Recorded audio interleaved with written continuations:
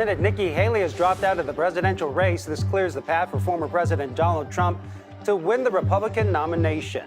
He's expected to face off against President Joe Biden in November.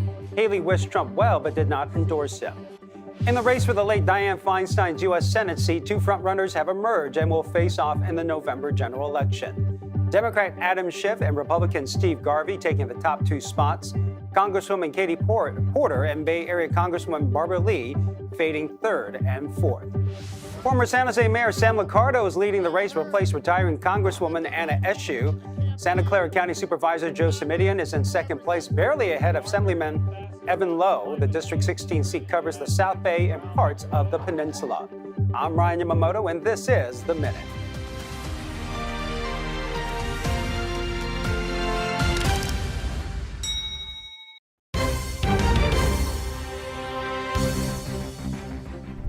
Today is the last day of unsettled weather in the forecast for us. We have upper 50s and lower 60s throughout the Bay Area for our daytime highs. It's cool, it's cloudy, and yes, it is wet in certain communities as we head into the afternoon hours. But these light splashes of showers are going to start to dissipate as we head into the evening hours tonight. And then suddenly we're actually going to be left with drier conditions in the forecast as early as tomorrow, lasting into Friday with a nice warm up around the corner too. Sunnier skies just off in the distance. We have to get through today first. And as we take a look at today's forecast on future we're actually seeing those lingering showers really scattered throughout the bay. Whether you're up in Santa Rosa or down near San Jose, we're all going to get a quick splash of showers. Luckily, it clears up into the overnight hours tonight, and we are left with those drier conditions once the system really wrings out its energy and moves off into the east. Now, as we head into our Thursday and Friday forecast, I hope you enjoy those dry days because we have more showers in the forecast for our Saturday setup. It lingers into our Sunday and Monday forecast too, so we'll keep you updated with those rainfall totals as we get closer. From CBS News Bay Area, this is Voters Decide. Results from Super Tuesday are pointing to a likely rematch between President Joe Biden and former President Donald Trump in the race for the White House. Here in California, Trump is well above the rest of the Republican pack with more than 78% of the vote. He took the stage last night in South Carolina as Super Tuesday results came in. Our cities are choking to death, our states are dying, and frankly, our country is dying, and we're going to make America great again, greater than ever before. His only challenger, Nikki Haley, announced she will suspend her campaign for the Republican presidential nomination. The former UN ambassador spoke this morning in South Carolina about her decision to leave the race.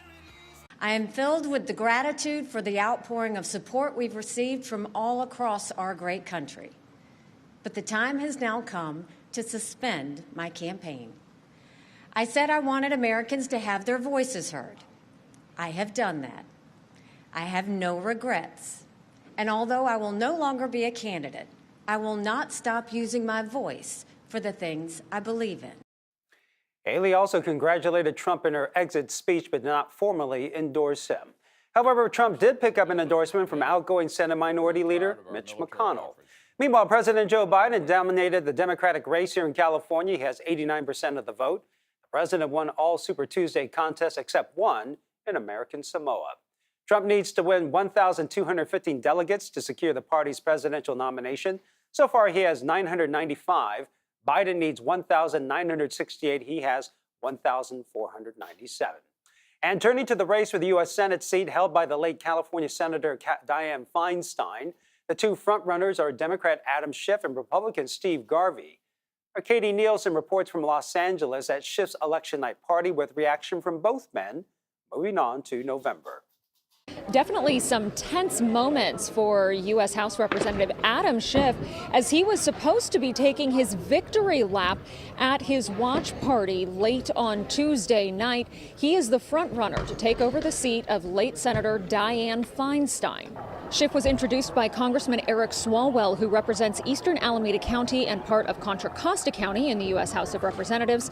Schiff was only a few minutes into his victory speech when protesters interrupted him, chanting, "Ceasefire now." Take a listen.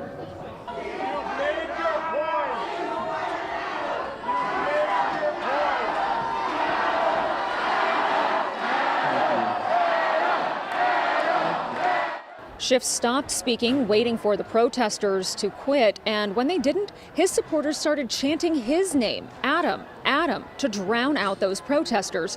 Schiff was eventually able to finish his speech, but continued to be interrupted. I want to acknowledge again my great gratitude to all of my wonderful supporters. I want to acknowledge the right of our protesters, and I look forward to working with you all and onward to victory in November. Thank you very much, everybody. Thank you, and let's go on and win this thing. On to November, everybody. Republican Steve Garvey came in second in the Senate race and will advance to the general election in November. He's a relative newcomer to politics after a successful career as a Major League Baseball player in his younger days, but he faces significant uphill challenges, including the fact no Republican has won a statewide office in California since 2006, when Governor Arnold Schwarzenegger won re-election. But Garvey says he's optimistic. Your vote was your shared belief with me that California is no longer the heartbeat of America. Sadly, it's just a murmur. That we have challenges to face up to, like closing the border, and responsibilities to live up to, like helping the homeless off the streets and a pathway back to their dignity. And that if we do those things and more, our best days will be ahead of us, with California once again being that vibrant heartbeat of America. Schiff was endorsed early on by Democratic leaders like then House Speaker Nancy Pelosi. That allowed him to raise double the money of any of his competitors. He's now sitting on a campaign war chest of more than $30 million. Now, Schiff does have more statewide name recognition because of his involvement with the first impeachment proceedings against then-President Donald Trump. And interestingly, Garvey is a favorite of California Trump supporters, so it will be interesting to see how this all plays out come November. And the loss for Barbara Lee means the turning of a political page. Lee gave up her seat in Congress to run for Senate. She now passes leadership to her possible successor in District 12. Right now, Latifah Simon has a commanding lead over her closest competition, and our Dahl Lin spoke with Simon's campaign last night. This is a joint watch party for Representative Barbara Lee and Latifah Simon, who is running to succeed her. Now, Lee's volunteers are here at the party, but Lee is skipping the party. Instead, she says she's flying back to Washington, D.C. to do some work. She is obviously disappointed with the outcome of the race. She was working hard, campaigning, phone banking. She was at her campaign office in downtown Oakland making calls to voters all the way until the polls closed. Here's what she said briefly to the media. But you can see the disparity in the money. I mean, come on, the establishment money doesn't go to a black progressive woman, but we have people and we have low donors, we have recurring donors. She only took 2 questions from the media. We did ask her what her future plans are. She did not answer that question. Back to you. In the South Bay, another big congressional race is taking place. Nearly a dozen candidates are competing to replace Anna Eshoo, who is retiring after more than 30 years representing the peninsula and the South Bay. Former San Jose Mayor Sam Liccardo is in the lead right now, followed by Santa Clara County Supervisor Joe Simidian. The top 2 will face off in November, and our Sean Chitness is in Palo Alto to break down the results so far and the reaction from our candidates. We have the chance to hear from the leaders in this campaign who have declared victory and expect to move forward in the general election. Here in Palo Alto, this is one of the many communities that are represented by this congressional district. Not only parts of the peninsula, but also a section of San Mateo County, as well as areas in the South Bay. And so last night, former San Jose Mayor Sam Liccardo, who was at the top of this pack, was declaring victory among the 11 candidates who hope to replace Representative Anna Eshoo. She's held this seat since 1992. Liccardo is really leading into what kind of member he says he will be in Congress as someone who can be productive amid all the D.C. gridlock. Now, it was a close fight for the other spot to advance to the general election. Current Santa Clara County Supervisor and former state senator Joe Simidian edging out Assemblymember Evan Lowe for the second place spot in this primary. Lowe, though, had not conceded as of last night. Simidian also served as mayor of Palo Alto and has decades of local experience. He is focusing, though, now on the major national issues he says he can take on as a problem solver. On day one, we're going to restore a woman's right to choose reproductive freedom. We're going to press forward farther and faster on climate change here in the United States and around the globe. I'm pretty familiar with the turf in Washington, D.C. And what I know is we got to get Congress focused on the problems that our residents are most concerned about, like homelessness and housing crisis and utility costs, and a whole host of challenges that it's not just us facing, but many communities throughout the country are facing. So this race to replace Anna Eshoo, crowded in the primary, also the most expensive U.S. House seat in the country. More than $8 million spent on advertising for TV, radio, as well as what you get in the mail, and a good percentage of that going to just the two top candidates in this race. And still ahead on CBS News Bay Area, Prop F. Proposition E and F right now are leading. You could say it was a good night for San Francisco Mayor London Breed. What these propositions actually mean for you. Plus, a Safeway worker fired after trying to stop a theft. She fought back. Now a judge has weighed in on the controversial store policy. And one Bay Area teenager found a new purpose in keeping her late father's boxing gym open. How she's continuing to champion his dream.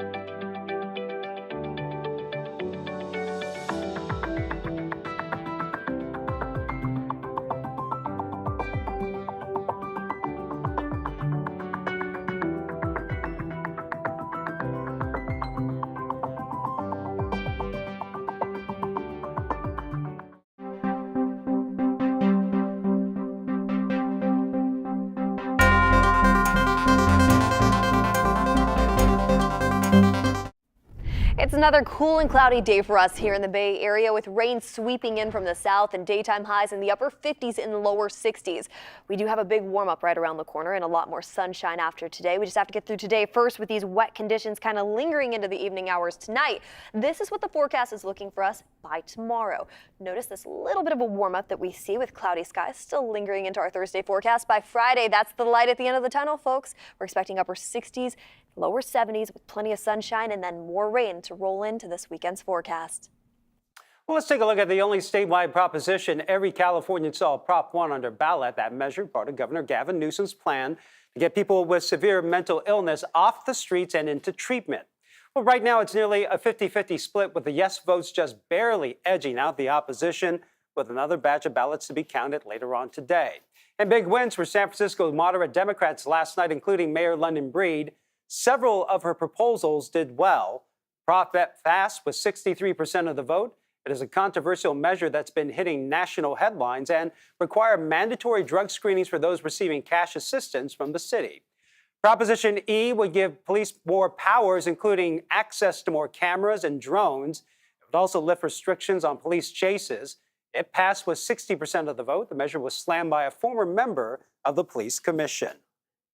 It's not going to yield a decrease in crime. It's not going to yield an increase in community safety. Instead, it's really a mismatch of old and bad policies that this city rejected decades ago. Mayoral candidate Daniel Lurie responding to the results with a statement saying the voters spoke clearly in passing Prop E to use safety cameras and other common sense technology to hold repeat offenders accountable. Tactics that should have been employed years ago. Also in San Francisco, Proposition A, the affordable housing measure, would give the city a $300 million housing bond boost to build more affordable housing. It narrowly passed with 67% of the vote. The measure needs a 2/3 majority to pass. Proposition B, what opponents of this measure call the cop tax, would set a new minimum staffing number for police officers. Voters rejected the measure with 67% voting no. Proposition C calls for a one-time real estate transfer tax break. This is for converting empty office spaces, specifically in the downtown area, into living spaces. This was another close race, but the measure was able to pass with 54% of the vote. Proposition D would strengthen the city's ethics laws and create a uniform set of rules that further restricts gifts given to city employees and officers. It passed with 88% of the vote. And last night, Wilson Walker joined a collection of moderate Democrats who supported E, F, and other measures. For their reactions on the results, take a listen. The obvious caveat that there are a lot of votes left to be counted in San Francisco. But if you were here at moderate campaign headquarters, there was a lot of optimism on election night. And I just want to say Proposition E and F right now are leading. Proposition C is leading. And Supervisor Dorsey, Proposition B is losing. Mayor London Breed watched the early results come across the phone with a collection of San Francisco's moderate Democrat groups, Grow SF, Together SF, and San Francisco Democrats for Change. And from the ballot measures to the DCCC slate, there was a lot of reason for cheering here. I think it's the entire Democrats for Change slate.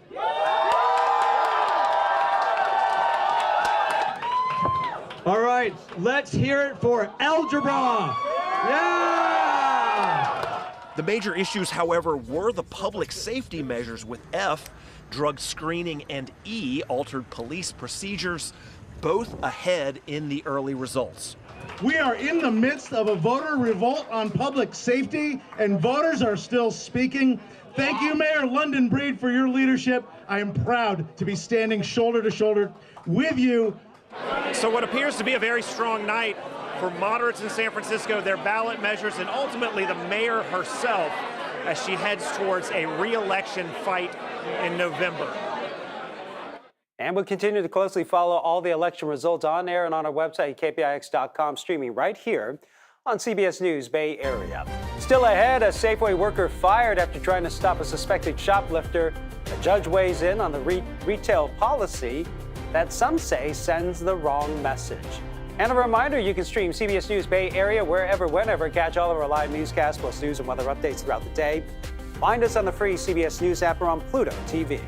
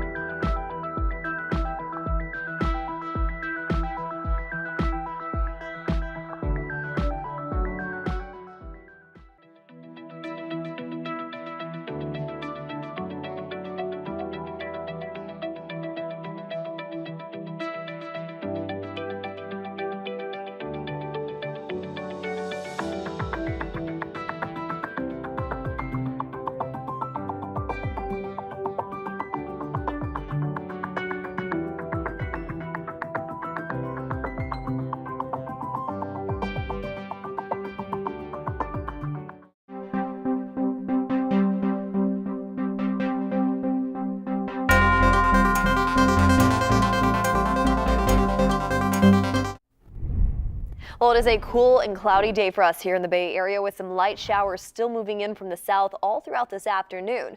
It won't be a lot, but in the grand scheme of things, we could see close to an inch of rain fall down in the Santa Clara Valley, a lot lighter numbers up into the North Bay, and then that system tracks to the south. And as we watch that move to the south, we're actually left with a nice dry break, not only for our Thursday forecast, but Friday too. And it's perfect timing also because we're going to warm up as we head into our Friday forecast. So dry conditions, sunny skies, and upper 60s and lower 70s in the forecast for us in our inland areas, which looks a lot nicer compared to what we have today. Today we're talking about upper 50s and lower 60s matched with those cloudy, wet conditions.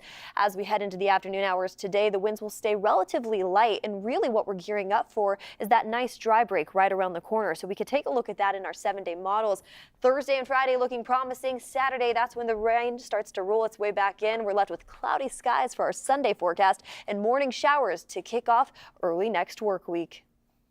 Well, have you seen the videos of brazen shoplifters ransacking stores? You may be asking, why doesn't someone try to stop them? Well, one Bay Area grocery store worker did and got fired for it, but now a judge has ruled she did nothing wrong.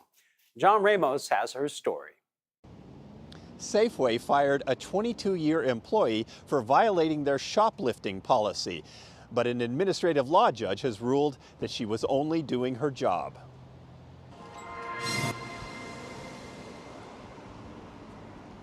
Antoinette Baez worked at this Safeway store in San Mateo, and her attorney, Neil Eisenberg, said she knew the company's policy about not touching or pursuing people trying to shoplift. She had that drilled into her. She knew that you don't do that. And she also was told, "Thou shalt not steal." On February 2nd of last year, Antoinette noticed a woman with about $500 in groceries at the self-checkout machines. She offered to help her but was refused. Later, after clocking out, Antoinette noticed that the woman was trying to leave without paying and tried to stop her by holding onto the bags she was carrying. Another worker came to help, and after the woman took a swing at Antoinette, she finally left the store. After reviewing the incident, her store manager said Antoinette acted appropriately. 3 weeks later, there was an anonymous phone call complaining about her. It went to the Safeway Board of Directors, and in their infinite wisdom, they fired her because she touched the bag. After her termination, Safeway refused to pay unemployment benefits, claiming she was fired for misconduct. So after 22 years of service, the single mother has been fighting a multi-billion-dollar corporation to collect $450 a week in benefits. Well, I've been in practice for 54 years, and this is the cruelest case I've ever seen involving an employee. The case ended up before the Unemployment Insurance Appeals Board, and in her ruling, Administrative Law Judge K.A. Duncan wrote, "The claimant was aware of the employer's customer service shoplifting policy. She was not aware she could be terminated for performing her duties while on or off the clock and without a warning." They said she didn't know she could be fired for doing her job. Safeway did not appeal, so the decision is now final, and the company will have to pay Antoinette's lost unemployment benefits. But the case has some people wondering if policies like Safeway's are sending a message that encourages thievery. They want to protect the safety of the companies for sure, and I understand that as well. But it comes at a cost to all of us because we're all going to then pay the higher prices for all of the merchandise that gets shoplifted, and that eventually comes down to all of us. Yeah, and if you're stealing $500 worth of groceries once a week, you actually make more money than the person that Safeway has fired. Basically, the moral of the story is it makes way more sense to steal from Safeway than to work for Safeway. Eisenberg says he will be filing a wrongful termination lawsuit. Antoinette last worked on March 6th of last year. She is still trying to find another job. Well, we reached out to Safeway. The company has not returned our request for comment. Coming up in our next half hour in CBS News Bay Area, more election coverage as Super Tuesday proved to be a big night for both President Biden and former President Trump in the race for the White House. Plus, how pets are helping Bay Area kids get the confidence to read.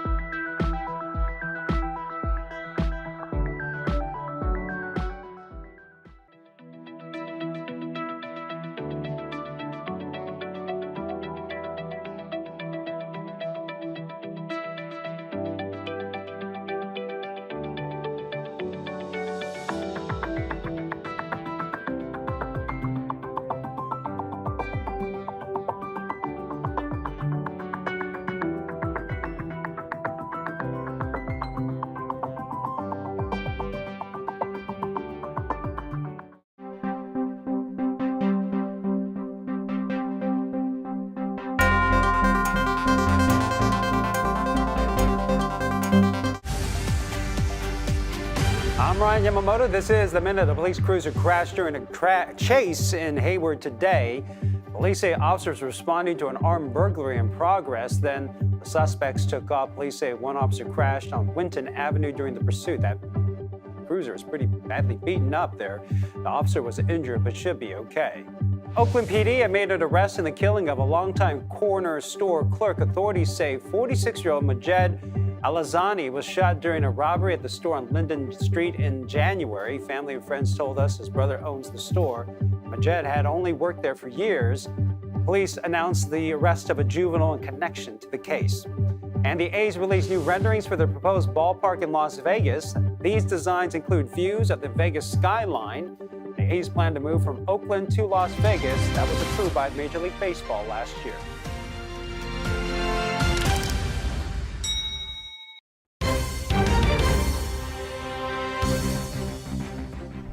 Today is the last day of unsettled weather in the forecast for us. We have upper 50s and lower 60s throughout the Bay Area for our daytime highs. It's cool, it's cloudy, and yes, it is wet in certain communities as we head into the afternoon hours. But these light splashes of showers are going to start to dissipate as we head into the evening hours tonight. And then suddenly we're actually going to be left with drier conditions in the forecast as early as tomorrow, lasting into Friday with a nice warm up around the corner too. Sunnier skies just off in the distance. We have to get through today first. And as we take a look at today's forecast on future we're actually seeing those lingering showers really scattered throughout the bay. Whether you're up in Santa Rosa or down near San Jose, we're all going to get a quick splash of showers. Luckily, it clears up into the overnight hours tonight, and we are left with those drier conditions once the system really wrings out its energy and moves off into the east. Now, as we head into our Thursday and Friday forecast, I hope you enjoy those dry days because we have more showers in the forecast for our Saturday setup. It lingers into our Sunday and Monday forecast too, so we'll keep you updated with those rainfall totals as we get closer. From CBS News Bay Area, this is Voters Decide. And results from Super Tuesday show the race for the White House in November heading toward a rematch between President Biden and former President Trump. And now, as Skylar Henry reports, Mr. Trump's biggest challenger says she is dropping out of the race. Former UN Ambassador Nikki Haley announced she's suspending her campaign for the Republican presidential nomination. Although I will no longer be a candidate, I will not stop using my voice for the things I believe in. Haley, the last major GOP challenger to former President Trump, is dropping out following his decisive Super Tuesday victories in almost every state that held a primary. They call it Super Tuesday for a reason. This is a big one. In her speech Wednesday, Haley notably did not endorse the former president. It is now up to Donald Trump to earn the votes of those in our party and beyond it who did not support him. And I hope he does that.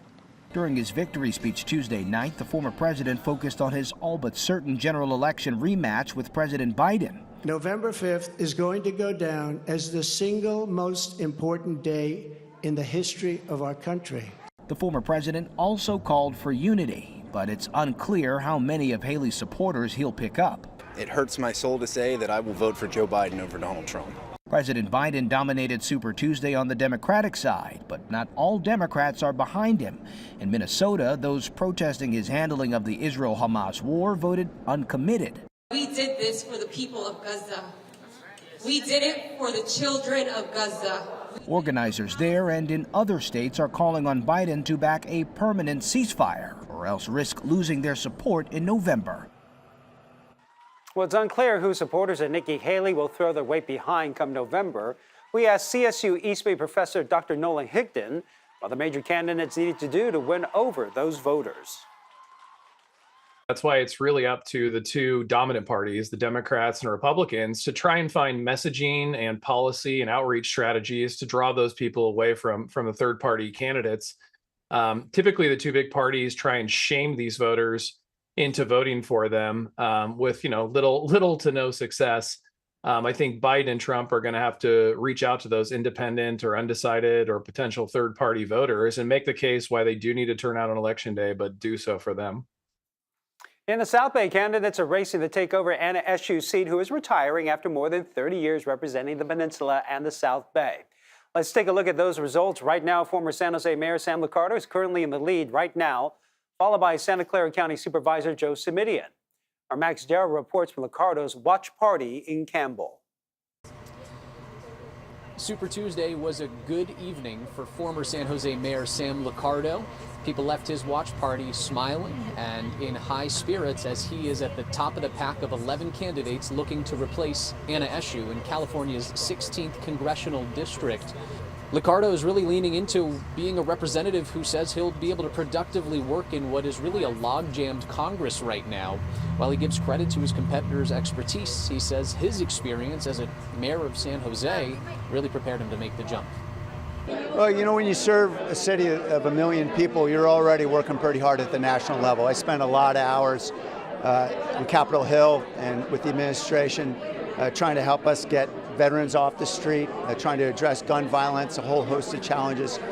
So I'm pretty familiar with the turf in Washington, D.C. And what I know is we got to get Congress focused on the problems that our residents are most concerned about, like homelessness and housing crisis and utility costs, and a whole host of challenges that it's not just us facing, but many communities throughout the country are facing. District 16 voters who were there at the watch party believe that Liccardo is ready to make the move from local politics to the national level. He delivers ever since he was a council member, and then he moved to mayor, and then now I think it's about time to take all his learning, all his experience to the Capitol Hill. Liccardo is hoping for this to be a full circle moment. Earlier in the evening, he told me that he actually interned on Anna Eshoo's 1992 campaign, and come November 2024, he hopes to be the one to replace her. Let's get to Len Ramirez now. He was with the Simidian campaign in Palo Alto. Well, a very festive night for Joe Simidian and his supporters here in Palo Alto tonight. Joe Simidian, a native Palo Alton, had his watch party here at the Creamery in downtown Palo Alto, treating about 300 or so of his supporters to milkshakes tonight. Watching the returns come in, and it looked very good for Mr. Simidian at this point, running number 2 behind Sam Liccardo and headed for that runoff. That's what it looks like tonight. Mr. Simidian has been a mayor of Palo Alto. He has been a school board member in Palo Alto. He has been in the state senate. He has been in the assembly. He is a current county supervisor. So many local issues over the years for Mr. Simidian. He said that he would have no trouble, though, pivoting to some national issues that are important to him. On day one, we're going to restore a woman's right to choose reproductive freedom. We're going to press forward farther and faster on climate change here in the United States and around the globe.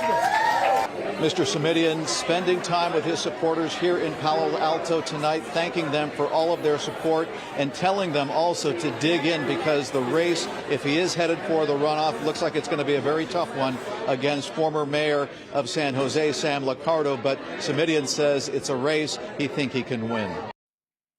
And again, we'll continue to closely follow all the results. Just stay with us on air, online at kpix.com, streaming right here on CBS News Bay Area. Up next, a Bay Area teen is keeping her late father's boxing gym open, how she's continuing to champion his dream.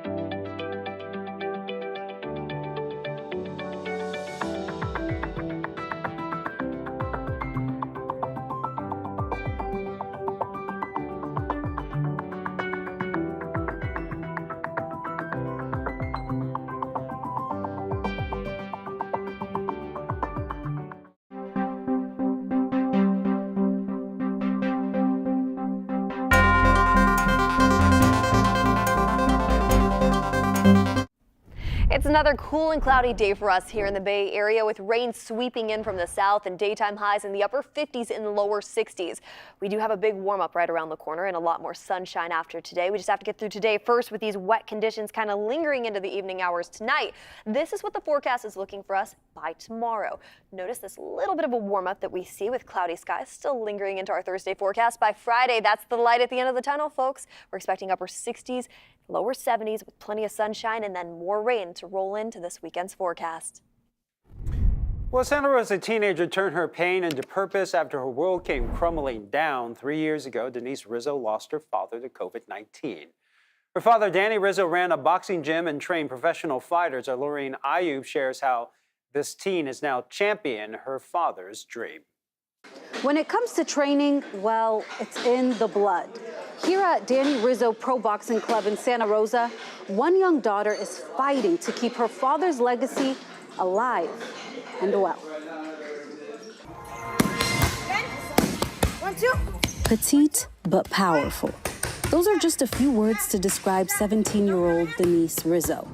Daughter of the late Danny Rizzo, owner of the bustling Danny Rizzo Pro Boxing Club in Santa Rosa, California, Denise lost her father to COVID exactly 3 years ago. And it was a loss that shook her to her core. I didn't know how to feel. So it just got to the point where, I was pretty down. I was depressed for a couple of months. I went through a really bad phase after he passed away. It was one of her worst hits. At only 14, Denise was left fatherless, and the pain led her to attempt to take her own life. Thankfully, the attempt failed, but her mother, worried for her family, felt it was time to close her father's boxing gym and move forward. That's when everything changed for Denise. She may have lost her father physically, but she knew she had to keep him spiritually. I stopped her and I told her, no, I don't want this gym to close. This is not just his legacy, this is my legacy too. And so she became, perhaps, the youngest boxing boss there ever was. School during the day and training her fighters thereafter. Denise's father maintained a club full of passionate boxers, and Denise empowers and trains each one, no matter the size. She's dedicated to them and sees them as family.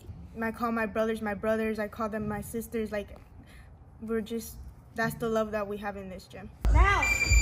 It's the kind of love her father extended to each of his fighters, pushing them with precision and perseverance, and keeping them away from nearby gang violence. Every day that I'm here, I'm proud that each kid learns something new, because that makes me think that, I'm doing it right. I know that I'm doing what my father taught me what to do. Her father has worked with boxing legends, and Denise says she would like to train up the next champion to come out of Santa Rosa. It's more than enough motivation for me. And every time I hear her dad, every single time. So, she knows how to push everybody in here, whether we like it or not. So, yeah, she's the best at it. As for her own boxing ambitions, Denise says she would love to fight professionally one day. But her priority, much like her father, is to elevate the skills of her fighters. We're family, so they're gonna go first before I do. A tried and true coach. I asked Denise what she believes her father would say if he saw all the work she's done at the gym, and she said, well, first I would cry. I know that for sure. I don't know, I feel like he would say that he's proud of me. I've always wanted to hear that from him, and that he loves me. The kind of love that's worth fighting for. Well, thanks to Denise's effort, the gym is going strong. It's accepting new fighters. Coming up, how dogs can be the key to helping some kids learn one of the most important life skills.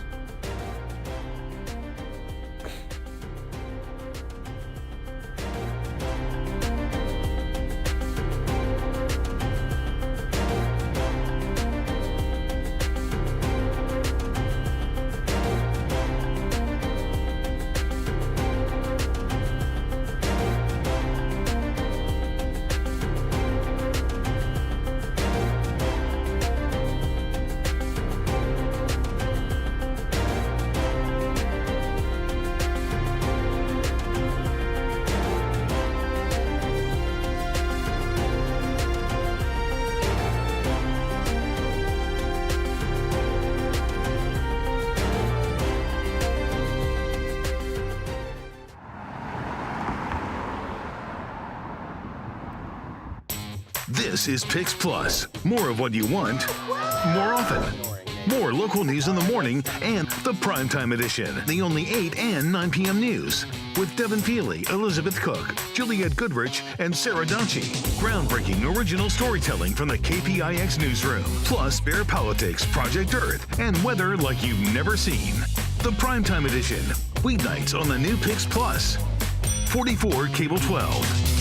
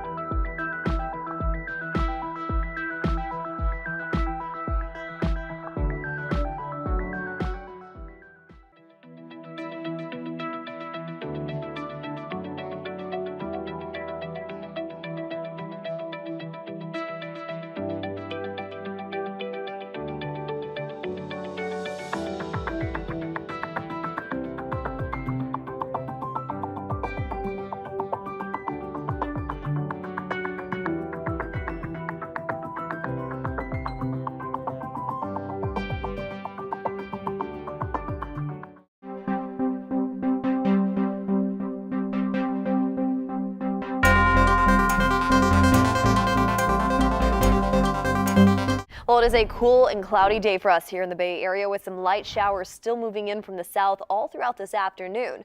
It won't be a lot, but in the grand scheme of things, we could see close to an inch of rainfall down in the Santa Clara Valley, a lot lighter numbers up into the North Bay, and then that system tracks to the south. And as we watch that move to the south, we're actually left with a nice dry break, not only for our Thursday forecast, but Friday too. And it's perfect timing also because we're going to warm up as we head into our Friday forecast. So dry conditions, sunny skies, and upper 60s and lower 70s in the forecast for us in our inland areas, which looks a lot nicer compared to what we have today. Today we're talking about upper 50s and lower 60s matched with those cloudy, wet conditions. As we head into the afternoon hours today, the winds will stay relatively light, and really what we're gearing up for is that nice dry break right around the corner. So we could take a look at that in our 7-day models. Thursday and Friday looking promising. Saturday, that's when the rain starts to roll its way back in. We're left with cloudy skies for our Sunday forecast and morning showers to kick off early next work week. Well, dogs aren't just great for companionship. They're helping some Marin County kids master one of the most important skills in life. Our Itai Hod has the tale.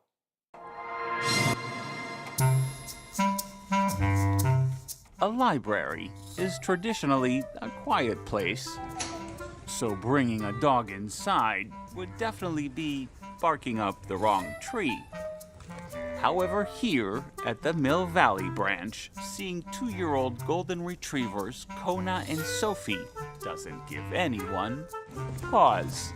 Oh no, I can't watch. 2 veteran therapy dogs, Kona and Sophie, are here to lend an ear. He took over all the little castles. As part of a program called Share a Book, sad. where fur meets fiction and kids can follow the scent of adventure Is there a seahorse inside? by reading to pooches. It is a great day on the farm, Biscuit. 11-year-old Sunny Chambliss is a die-hard reader, but every now and then she gets a little shy. I feel way more confident reading aloud when I'm near a dog and not so many people.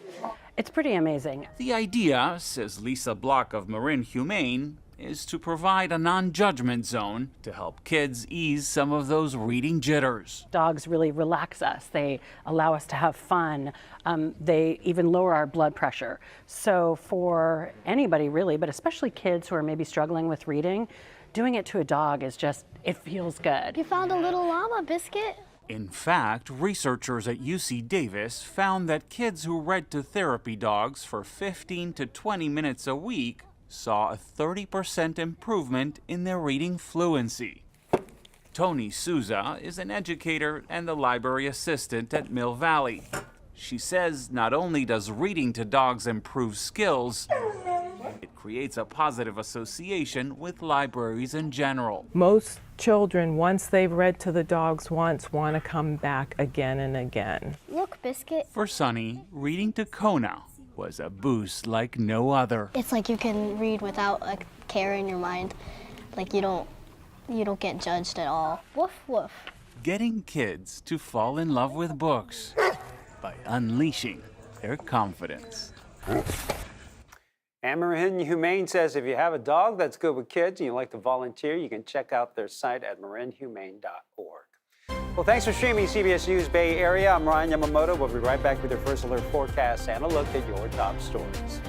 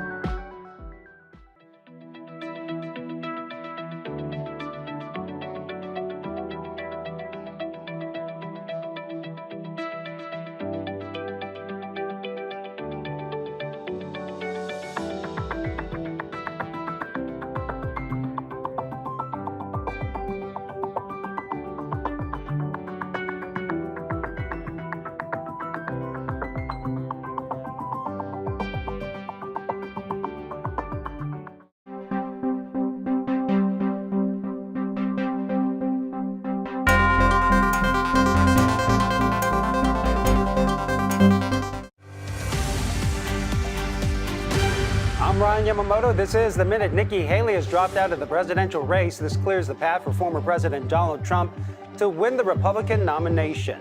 He's expected to face off against President Joe Biden in November. Haley wished Trump well, but did not endorse him.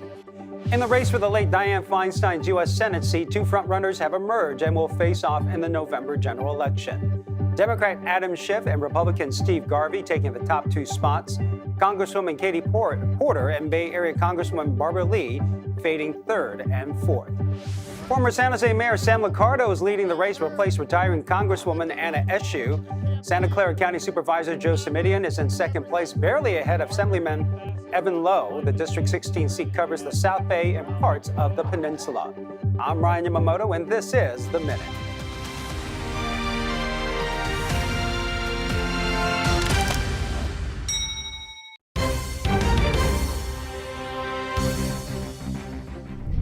Today is the last day of unsettled weather in the forecast for us. We have upper 50s and lower 60s throughout the Bay Area for our daytime highs. It's cool, it's